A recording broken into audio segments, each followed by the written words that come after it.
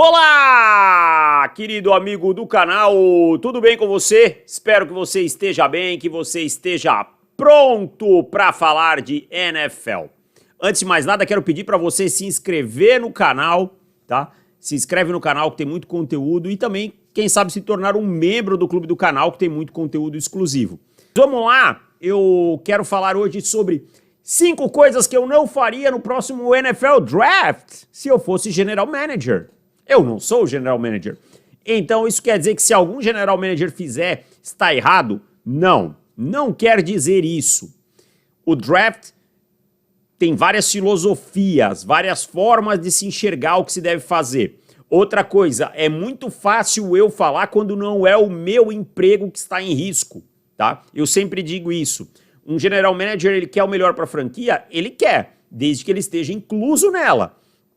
Então, assim, se ele olha e diz assim, fulano de tal, talvez ele não é tão bom, mas, poxa, se eu não draftar esse fulano aqui, né, pode ser que o meu emprego, porque aí eu vou ter que ir com um jogador meia boca, o meu emprego que esteja em risco.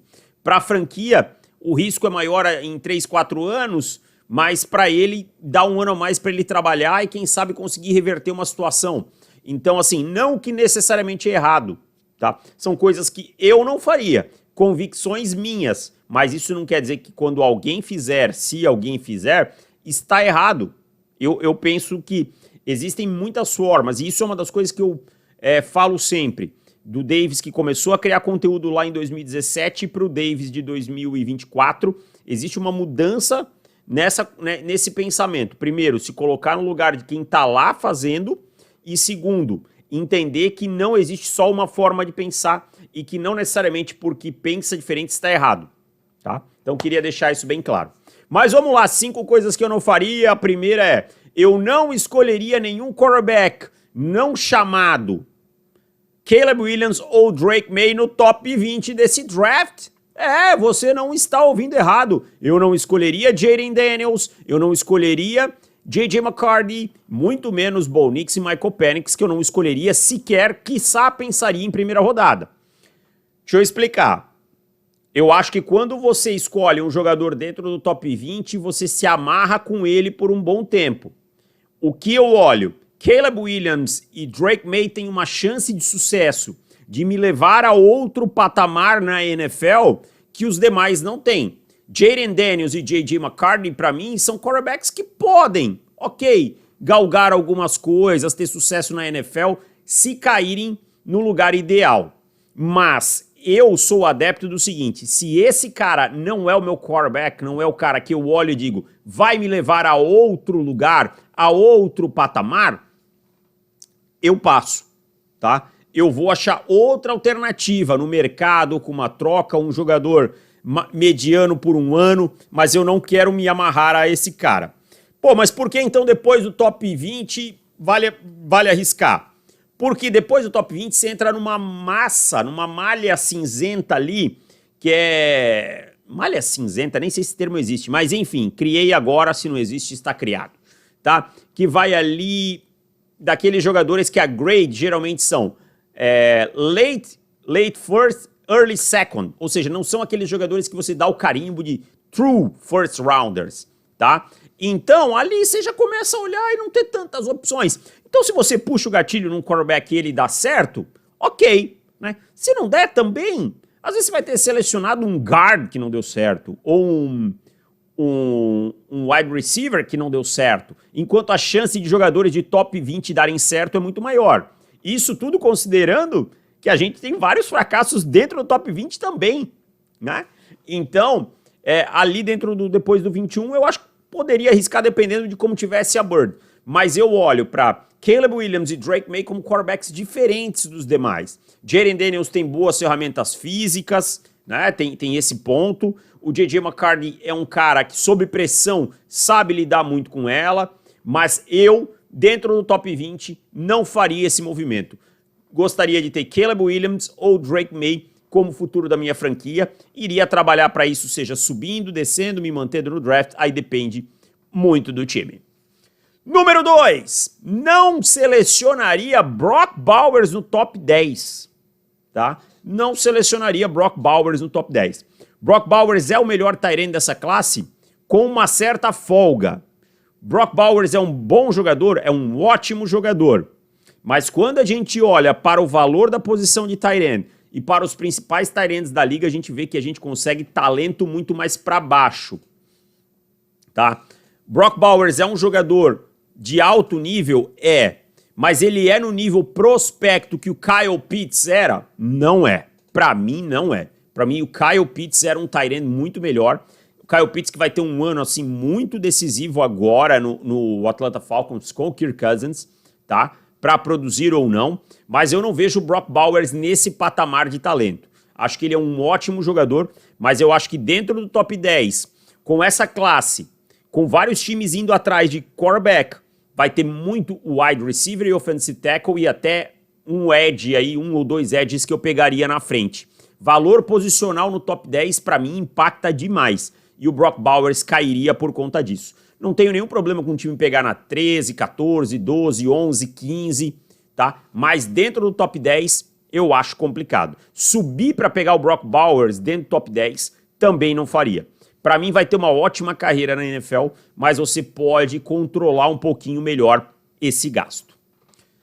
Terceira coisa que eu não faria, eu não selecionaria nenhum linebacker na primeira rodada.